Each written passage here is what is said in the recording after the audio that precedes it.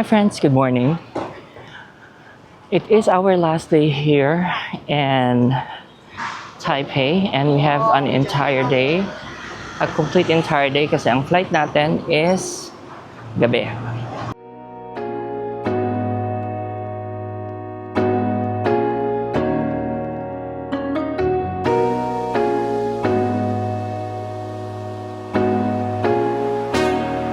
Or actually, tama ba? Madaling araw. So bukas, ng madaling araw. But we need to be in the airport tonight. And ang balak natin today is sulitin natin ang ating araw. Ay, ito siya.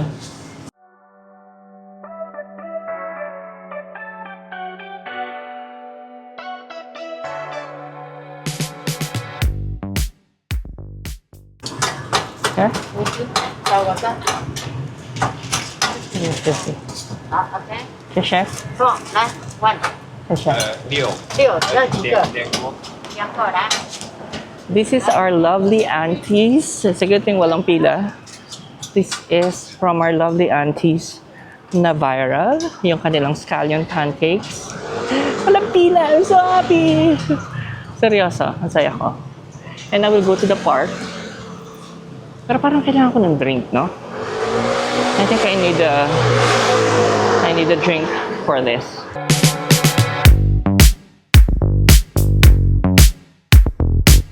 Nandito tayo ngayon sa Yongkang District. Ito yung isa sa mga hip and happening at ibang vibe talaga dito sa Yongkang. And today, nakakuha tayo ng sikat na scallion pancakes dito sa Yongkang. Yung mga nakikita niyo sa social media na nagluluto yung mga aunties o yung ating mga favorite Thundercats of the world.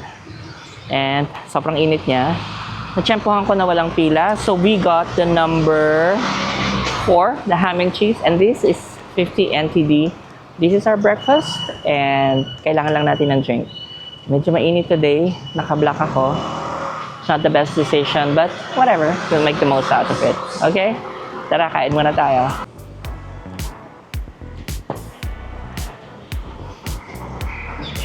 Itry na natin ang ating scallion pancakes with egg and ano pa ito? Ham. My goodness, ayoko mag-oily yung kamay ko. So, let's go.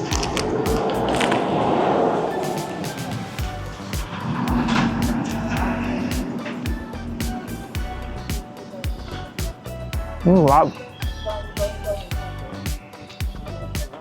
Pero masasabi ko, good decision. So, habang kumakain tayo, I'll just give you a quick update. Dito pa rin tayo sa Yongkang Park. So, for today, it's our last day. Si Celeste left already a day ago. And then si Marsha left this morning. So, isa-isa na kami sa aming schedule. And I think, sa entire group, ako yung huling alis.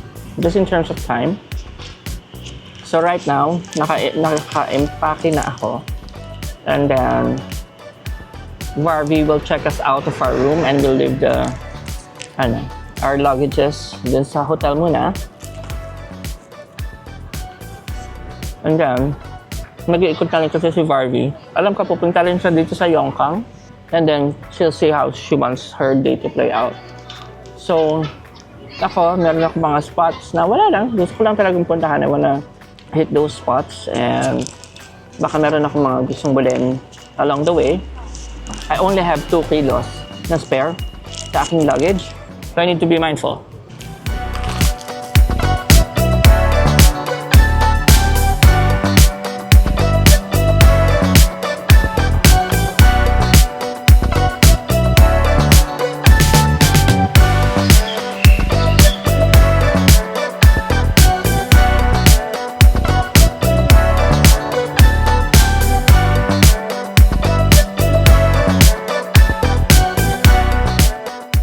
Look, it's the year of the horse. Cute. Got our goodies. Cute. I'm so happy. I'm so happy about this. Okay, let's go.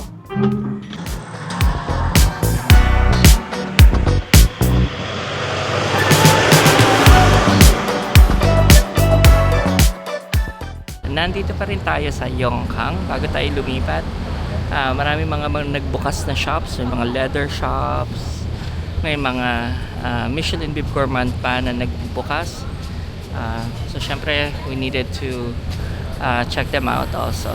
Pero for today, lakad-lakad na lang tayo towards the train, and then we'll move on to our next destination kasi it's lunchtime, so kailangan nating may ma-achieve pa more.